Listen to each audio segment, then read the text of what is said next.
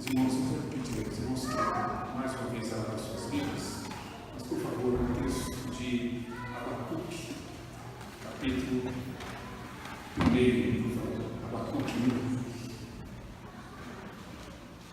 Por favor.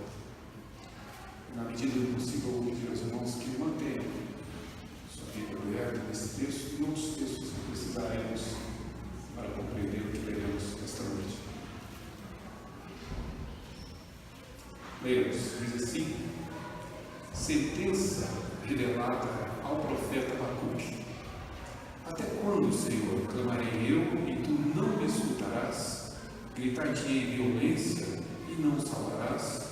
Por que me mostras a iniquidade e me fazes ver a opressão? Pois a destruição e a violência estão diante de mim, há contendas e o litígio se suscita. Por esta causa a lei se afrouxa e a justiça nunca se manifesta, porque o perverso serve o justo, a justiça é torcida. No dia 24 de setembro próximo, foi publicado no Diário Oficial uma resolução do Conselho Nacional de Assistência Social, CNAS, que pertence ao Ministério do Desenvolvimento Social do nosso governo. Gostaria de começar esta noite, esta mensagem, lendo com os irmãos, pelo menos, uma parte crucial dessa resolução. Eu Júnior do projeto, por favor. Obrigado, Júnior. Quero que os irmãos tentem ler comigo, se puderem. Mas o artigo primeiro, que é quando começa as resoluções, a resolução é longa, ela tem uma série de considerandos, mas digamos, eu lerei aqui, os irmãos puderem acompanhar, principalmente o que diz respeito ao artigo 3, 2, 3 e o artigo 4. A Rede Nacional Assistencial, diz o artigo 1º, no Sistema Único de Assistência Social, SUAS, deve atuar de forma articulada para a promoção de atendimento qualificado, ampliando acesso ao serviço e programas socioassistenciais para a população LGBT. Acrescenta no artigo 2º, a rede socioassistencial deverá garantir, no âmbito de todos os níveis de proteção social, o reconhecimento e a adoção do nome social mediante solicitação do interessado. O que significa isso? Que se a pessoa procura um órgão do governo, ele deverá, e aqui, ou alguma instituição que seja da área de assistência social, significa que se essa pessoa adotou um nome social diferente do seu nome de registro, ela deve ser chamada por esse nome, ainda que, por exemplo, seja um homem e tenha adotado um nome feminino. É basicamente o que essa lei quer dizer. Observe o artigo 3º. A garantia do reconhecimento da identidade de gênero deve ser estendida também para crianças e adolescentes. E acrescenta, em diálogo com os responsáveis. Não é sob a autorização deles, é em diálogo com os responsáveis. Mas se uma criança ou os pais da criança decidirem que aquele menino deve agora ser reconhecido como de gênero feminino, embora o seu sexo seja masculino, deve ser não somente acatado, como respeitado e defendido esse direito pelos órgãos governamentais e pelas instituições sociais. Artigo 3º, como consequência, artigo 4, a rede socioassistencial deve garantir o uso de banheiros, vestiários, alojamentos e de demais espaços segregados por gênero, quando houver, de acordo com a identidade de gênero de cada usuário.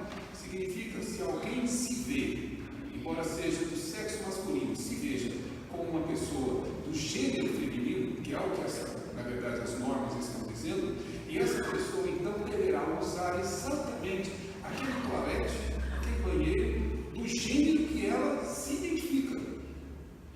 Não sei se entenderam, mas significa que homens frequentarão banheiros femininos e mulheres poderão frequentar banheiros masculinos, porque agora é segregado por gênero e não por sexo, que é uma herança que recebemos da década de 50, de 60, com o livro de Simone de Beauvoir, chamado Segundo Sexo, que deu início a essa distinção entre sexo e gênero, que agora, para quase todos, são coisas distintas.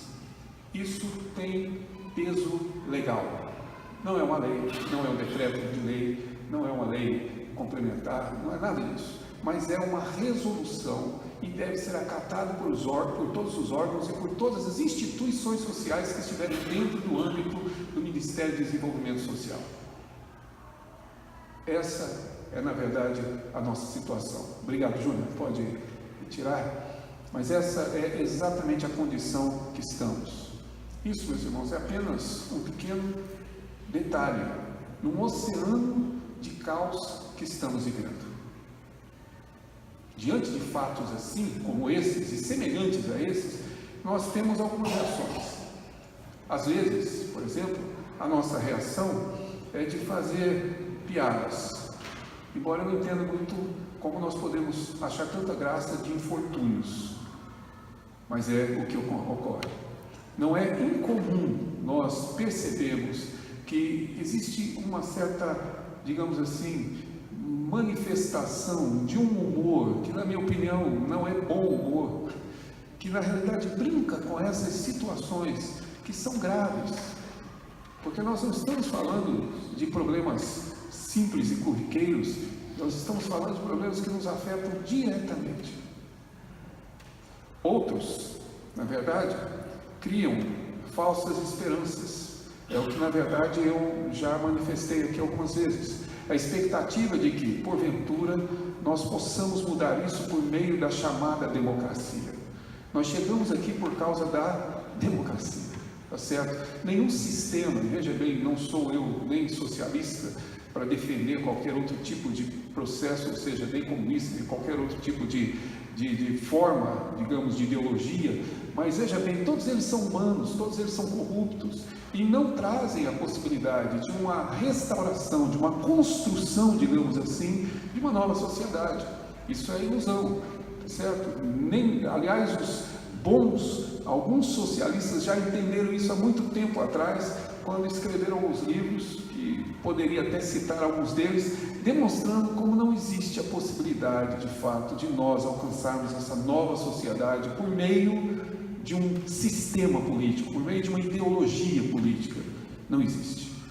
Embora tenhamos que votar com consciência no próximo domingo, porque estaremos dando passos avantes ou contendo um pouco esse tipo de situação, dependendo do voto que eu der, isso nós devemos estar conscientes, porque eu posso ser participante de programas de governo que incentivam, que formulam esses tipos de ideia, que começaram há muitos anos atrás, e é por isso que estamos nessa condição. Mas, de qualquer maneira, não podemos colocar ali a nossa esperança. Mas podemos ter a reação, que foi a minha reação, e acho que os irmãos já perceberam, de ira. Eu trabalho com a área do terceiro setor. Eu recebi isso no meu e-mail, vindo exatamente da minha liderança, para eu tomar conhecimento. Ainda veio no e-mail escrito PSC, para seu conhecimento. Eu preferia não conhecer, mas tem que tomar conhecimento. E eu fiquei irado. Irado. A minha atitude era realmente de ira, de raiva. Se eu não conversasse com algumas pessoas para me desabafar, eu acho que eu teria realmente fechado a minha porta e Deus sabe o que eu teria feito. Com certeza, não diria palavrões, mas eu iria realmente manifestar a ira que veio ao meu coração diante de tal situação. Mas a ira só não resolve. A ira é justa, mas ela não é suficiente para mudar isso. Então, o que sobrou fazer? O que nos resta fazer? E, na minha opinião, além de realmente ter uma atitude, como eu disse, no próximo domingo, coerente com a minha fé cristã, eu, na realidade, tive que recorrer à oração. O único caminho, a única arma, mas a melhor arma que temos. E que, confesso aos irmãos, usamos pouco e indevidamente. Embora nós sejamos capazes de citar textos, nós nos lembramos, por exemplo, quando Salomão consagrou o templo, e aí na oração de Salomão, Deus respondeu a Salomão, dizendo: se o meu povo, que por mim se chama, confesse humilhar e orar, então eu ouvirei e responderei. Nós citamos isso, nós cantamos isso diversas vezes, de diversas maneiras, em muitas canções que temos, só não praticamos isso. Nosso povo não se humilha e nosso povo não ora. E é isso que, na verdade, nos conduz a abrir mão nessa situação, porque estamos abdicando daquilo que é o nosso papel dentro de uma sociedade assim. Ou quem sabe nos lembramos de 1 Timóteo, capítulo 2, onde Paulo diz que ele deseja que todos os homens levantem suas mãos santas orando e intercedendo por aqueles que nos liderem, para que eles de fato sejam servos de Deus, para que eles sejam dominados e conduzidos por Deus.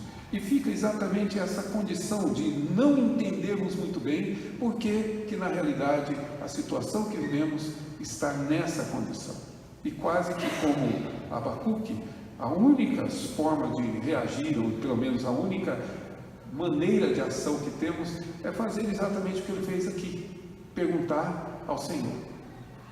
É isso que abre esse livro, se os irmãos perceberam. A pergunta de Abacuque é: até quando o Senhor vai permitir que esta situação permaneça como está? Até quando? É a pergunta dele. O Senhor não age diante da perversidade e da iniquidade deste povo, e ele se referia ao povo de Deus, ele se referia ao reino de Judá. Até quando? É a pergunta angustiante, digamos assim, angustiada desse profeta, que na realidade, ao perceber tudo aquilo, faz exatamente essa oração. Porque basicamente o que também este livro é. Alguns autores entendem que o livro do profeta é na verdade uma espécie de adoração, de culto, porque contém um salmo. O capítulo 3, se vocês olharem, é na verdade um cântico, um salmo de louvor e adoração, provindo do coração de Abacuque diante da resposta de Deus. Mas não é todo o livro, e não explica o livro todo, e por isso ele mas também é mais do que isso. Percebam que alguns outros autores entendem que esse livro não é e não pode ser como os outros livros proféticos. Ele, na verdade, não contém de fato uma mensagem de Deus trazida por profeta que fala ao povo. É muito mais um profeta angustiado, conversando com Deus, ou seja, falando com ele. É muito mais um profeta falando a Deus do que Deus falando ao povo, que seria o sentido técnico e clássico de profecia. É muito mais ligado ao coração dele. Eu acho que esse livro se aproxima mais um pouco do livro de Jonas, que nós estudamos aqui há alguns domingos, pelo menos fomos obrigados a ler. E no livro de Jonas, que nós estudamos, vocês não se lembram, praticamente não tem mensagem profética, é a história de Jonas, e na verdade o diálogo de Jonas com Deus. Esse é o conteúdo da profecia. Aqui é o coração do profeta sendo aberto e dialogando, falando com Deus. Por isso eu creio que ele se encaixa bem na ideia de tudo isso, mas também de uma oração. Oração aonde, na verdade, o profeta abre o seu coração e fala com Deus na sua situação, naquela condição em que ele estava. E se você, neste momento, sente-se como eu, não apenas por esta situação, mas por muitas outras que vivemos hoje, por muitas situações que são incompreensíveis do ponto de vista até humano, se você está irado, se você está na verdade angustiado, se você traz no coração, seja por causa da nossa sociedade corrompida, mas muitas vezes, às vezes por causa da nossa condição pessoal, porque essas perguntas que o próprio Abacuque faz, não surgem em nossos lábios somente quando a situação da sociedade e da nação está com dificuldade, mas quando nós enfrentamos essa situação, muitas vezes nós, quando estamos diante de um problema muito sério, a nossa pergunta a Deus é: até quando? Quando estamos enfrentando um revés, ou uma situação, um período de sofrimento, de angústia, de enfermidade, seja lá o que na verdade nos aflige, problemas às vezes com desemprego, problemas às vezes com relacionamentos, qual é a pergunta que fazemos? Dizemos ao Senhor, depois de continuamente orarmos: até quando? Até quando o Senhor não nos ouve? E até quando o Senhor não nos responderá? E se você faz parte desse grupo, no qual eu me incluo, né? E a minha senha é 001, então eu convido você nessas próximas semanas, e não posso dizer quantas, a nós refletirmos sobre o livro de Abacuque. É um pequeno livro, mas um livro importante. Por quê? Porque o profeta começa com a sua angústia e termina com louvor.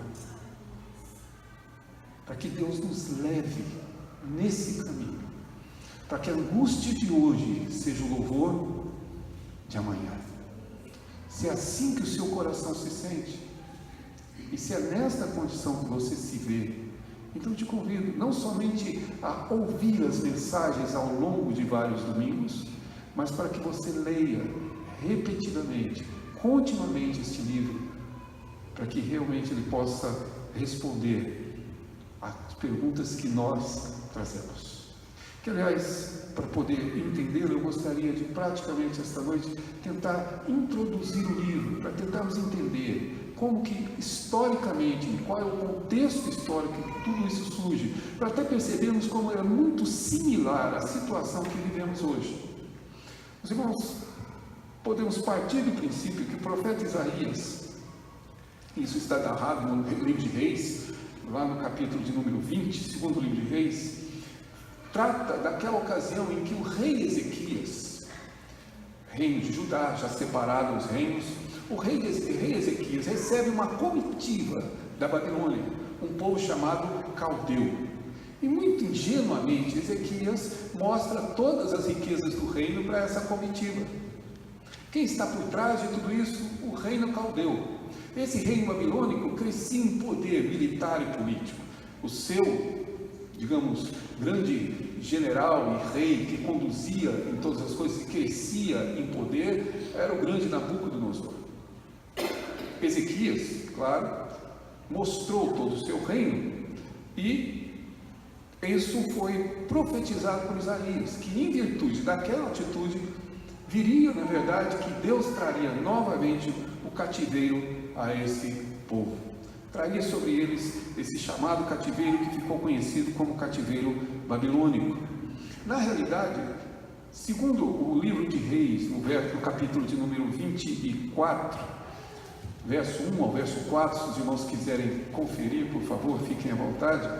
Segundo o livro de Reis, é por causa de Manassés, filho de Ezequias, que na verdade o cativeiro veio. Manassés foi um rei que introduziu a prostituição cultural, introduziu a idolatria dentro do reino de Israel. Manassés simplesmente descartou, desqualificou, apagou tudo aquilo que poderia ser chamado, digamos assim, algo relativo a Deus e introduziu de fato toda a idolatria e todo o pecado naquele reino. E durante 55 anos o rei de Israel se afastou de Deus. Quando, na verdade, se aguardava, segundo a profecia, que Deus trouxesse a punição, surge no reino de Israel um rei conhecido nosso também, chamado Josias, um homem temente a Deus, um homem crente de verdade, daqueles que a gente está sentindo falta há muitos anos, um rei justo, um rei que restabeleceu a lei do Senhor, o seu reino, voltou a celebrar a Páscoa que havia sido abandonada pelo povo de Israel e trouxe o povo de Israel a uma vida de piedade. Foi conhecido como um verdadeiro avivamento dentro de Judá. E provavelmente, nós não podemos afirmar com certeza, mas provavelmente foi o período em que Abacuque viveu a sua juventude. Então percebam, a história vem desde o reino de Manassés, de uma nação que abandonou todos os princípios divinos, mas que agora recomeça a ter um ar de renovação, uma reforma espiritual, trazida exatamente pelo rei Josias. E óbvio, entre aquela geração que começa a conviver com isso, está o nosso, provavelmente o nosso profeta Abacuque. E diante de tudo aquilo, na verdade, o rei Josias conduziu o seu reino. Mas, como sempre deve acontecer nesta vida que vivemos, o rei Josias foi recolhido ao céu. E quem assume o seu reino são seus filhos, 3 deles, Jeoacás, Jeoaquim e Zedequias. E depois o seu neto, chamado Joaquim. Ou seja, se puder dizer em poucas palavras, um pior que o outro. Uma decadência. Tudo que Josias construiu, esses reis destruíram. Abandonaram a lei do Senhor novamente e reintroduziram toda a idolatria, e não poderia acontecer senão de outra forma. Foi a tal ponto que finalmente Jerusalém caiu sob o poder de dos babilônios, a queda de Jerusalém como ela é conhecida. Antes, porém, já estava sob o domínio do Egito. Mas todo esse processo como um ato próprio de punição de Deus. Quem nos ajuda a entender tudo isso é Jeremias, o profeta, que é contemporâneo de Abacuque. E Jeremias é que vai dizer que Deus perdeu a sua paciência com esse povo.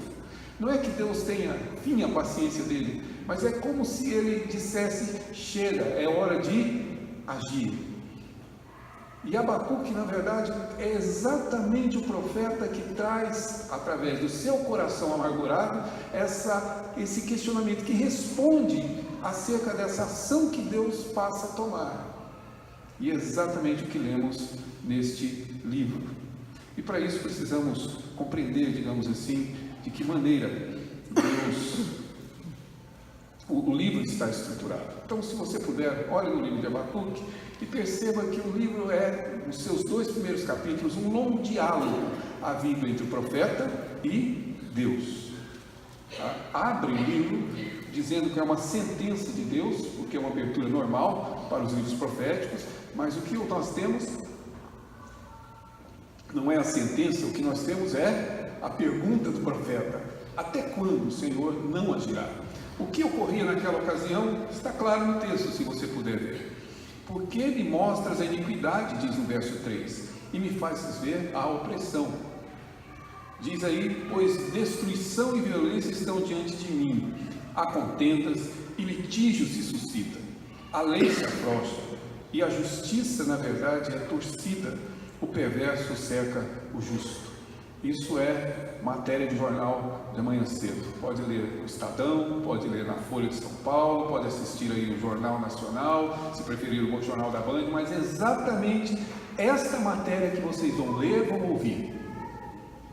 A justiça sendo torcida, o perverso cercando o justo, na verdade, o perverso tendo a sua prosperidade, enquanto o justo é massacrado na sua vida, e violência, litígios, contendas, perversidades. Se não for isso que você estiver vendo amanhã na TV, me ligue, mande lá uma mensagem ou WhatsApp e me diga que eu estava errado. Mas é exatamente o que você vai ler e ouvir amanhã, se você tiver o cuidado de ler o jornal. É isso que na verdade ocorria. E o profeta então faz exatamente essa pergunta: até quando o Senhor não agirá e não corrigirá essa situação? Aí vem, obviamente, a resposta de Deus. Verso de número 5 até o verso 11 é Deus falando. E Deus fala: eu vou agir. E vou dizer para você como eu vou agir. Eu vou mandar Nabucodonosor, os caldeus, os babilônios, esse povo cruel, que não teme a ninguém, que julgam a si mesmo deuses, e que por todo o caminho que passam deixam um rastro de violência e de crueldade. Pois é eles que eu estou mandando. A partir do verso 12 até o verso 17, a reação natural de Abacuque. Ao invés de agradecer ao Senhor porque ele disse que vai tomar providência, Abacuque fica perplexo: Senhor, mas aí agora é que eu não entendo. Como é que o Senhor vai mandar um povo mais injusto para corrigir este povo? É claro que estamos injustos, mas agora o Senhor manda um mais iníquo, um mais perverso para corrigi-lo. Não faz sentido. O que ele esperava é que Deus trouxesse, quem sabe, um novo Josias, para uma nova reforma. Mas ao invés disso, Deus está mandando a destruição por um povo muito mais pecador do que o próprio povo de Judá. E ele então fica perplexo e disse: como é que o Senhor vai fazer isso? Ele não entende, questiona a Deus como é que Deus vai exercer essa ação. Por isso Deus responde a partir do capítulo 2, a partir do capítulo 2, verso 6, exatamente. E na resposta de Deus apresenta o seu juízo sobre os babilônios. Eles vão vir, vão fazer o que eu determinei para fazer, mas ai deles, porque eles terão que acertar com certeza as suas contas com o próprio Deus. Deus não os inocentaria, embora Deus estivesse enviando para cumprir exatamente essa ação. E diante da resposta de Deus, Abacuque abre o seu coração e aí louva ao Senhor. angústia, perplexidade e depois louvor. Porque na verdade há Deus respondendo a essa oração. E é exatamente isso que espero nós tenhamos condições de ver. Mas antes de fazê-lo, eu gostaria ainda, esta noite, de, claro, olhar para esse, pelo menos o primeiro verso, essa primeira pergunta de Abacuque.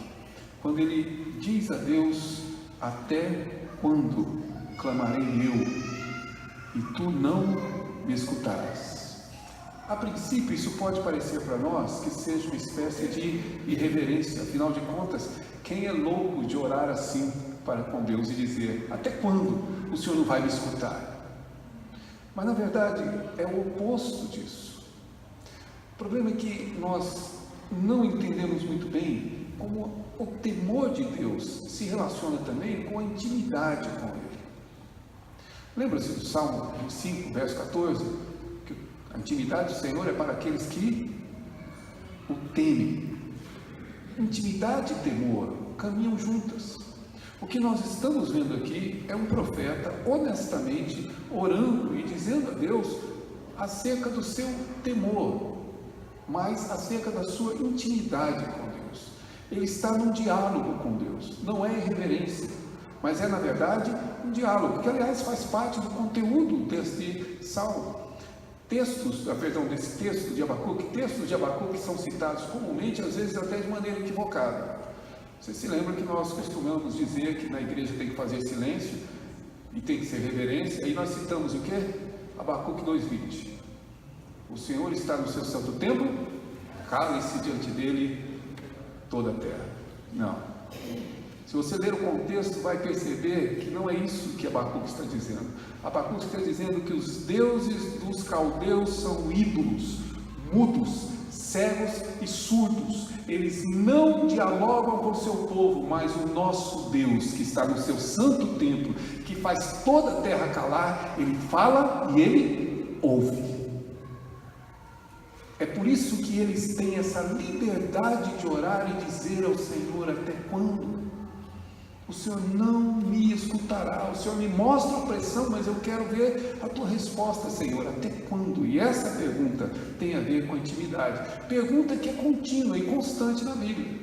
Se vocês perceberam, nossa liturgia hoje passou pelo Salmo 6, e o que o salmista diz no Salmo 6? Até quando o Senhor não ouvirá a minha oração? Passamos, por exemplo, pelo Salmo 13, e o que o Salmo 13 traz? Exatamente essa mesma questão: até quando, Senhor? Se você for ao Salmo 90, Salmo 94, Jeremias 12, Jeremias 13, Jeremias 23, todos eles estão dizendo a mesma coisa: até quando?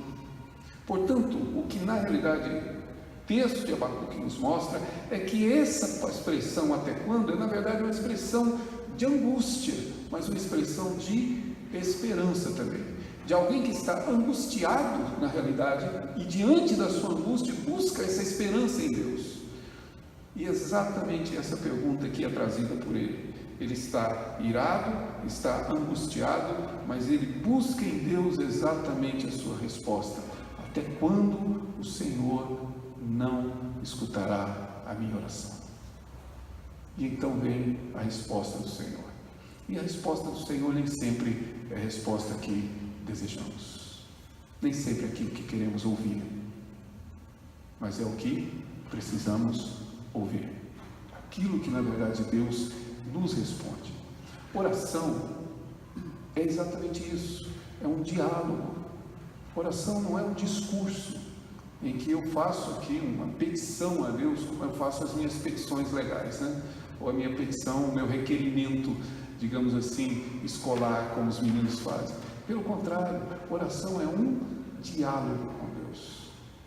Ouça a sua oração, porque se ela estiver mais próxima de um discurso do que de um diálogo, é provável que você não tenha entendido ainda o que significa essa intimidade com Ele. O que o livro nos mostra é que Deus dialoga com seus servos, ouve e fala, e nos responde. Um outro detalhe importante é que a resposta de Deus ela é uma resposta que nos surpreende sempre. Sempre. Eu não quero nem dizer que nós aguardamos uma resposta e Deus vai responder do jeito que esperamos. Em qualquer situação, a resposta de Deus nos é surpreendente. Há um outro texto de Abacuque, no capítulo de número 3, e que diz claramente acerca dessa oração, digamos assim, de Abacuque, e que ele anuncia, pedindo ao Senhor que avive a sua obra. E esse texto é usado muitas vezes para o avivamento. A ideia de que Deus irá avivar a sua obra não significa, meus irmãos, que simplesmente as pessoas vão se tornar totalmente piedosas e a sociedade inteira vai se converter. Às vezes o avivamento vem por meio de uma aflição e de uma grande destruição. Deus responde, mas responde como Ele quer, da maneira que Ele quer, e percebam bem, é resposta de Deus. Creio que parte do problema não é apenas nós não sabemos pedir. A outra parte do problema é nós não sabemos ouvir a resposta que Ele nos dá. E nós precisamos estar muito atentos em relação a isso. Portanto, o que eu gostaria de concluir com os irmãos é que se você, como eu, está irado diante dessa situação, está angustiado, não tem nenhuma perspectiva de futuro, é assim que eu me sinto e abro meu coração aos irmãos. Daqui uma semana, deveremos eleger um presidente, um governador, 2 senadores, deputado federal, deputados estaduais e angústia.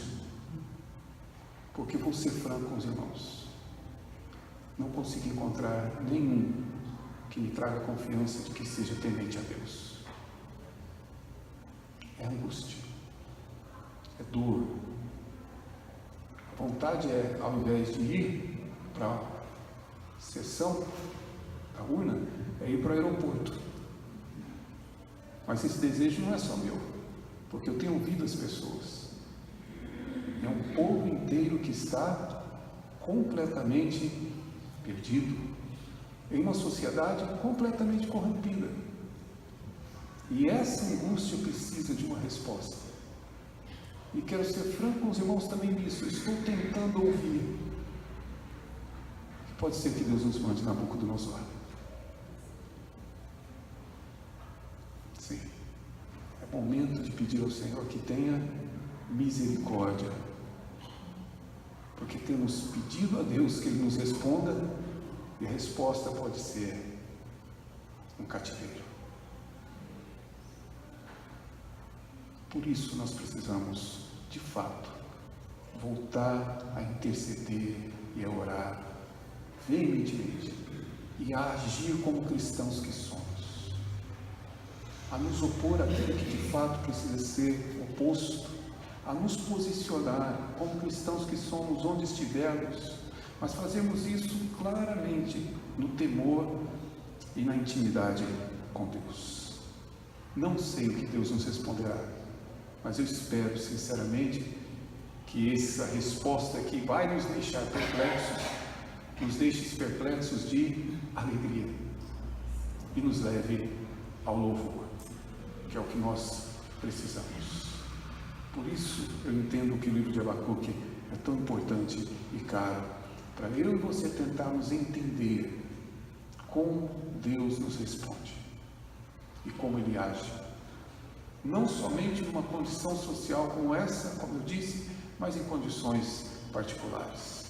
Pode ser que alguns de nós estejam se perguntando por quê passa pelo que passa em sua vida, pois a resposta de Deus pode e deve estar presente em sua palavra. É exatamente a maneira como Deus nos responde e nos ensina através desse livro. Por isso eu convido você a nos próximos domingos estudarmos o livro e lermos o livro a partir desse contexto que eu acabei de expor, e fazemos isso com temor para que Deus nos responda. Convido porque esse livro nos ajuda inclusive a tomarmos as decisões que precisamos. Leia. Eu sei que ele é muito longo, né? 3 capítulos, mas leia e leia de novo, e quando você achar que já memorizou tudo, leia outra vez, porque Deus há de nos responder se o seu povo se humilhar e orar. Se nós curvarmos os nossos joelhos e começarmos de fato a levantar um clamor ao nosso Deus. Não posso dizer que a resposta será aquela que desejamos, mas eu não tenho dúvida que o nosso Deus é um Deus que dialoga conosco e que, portanto, nos responde às nossas orações.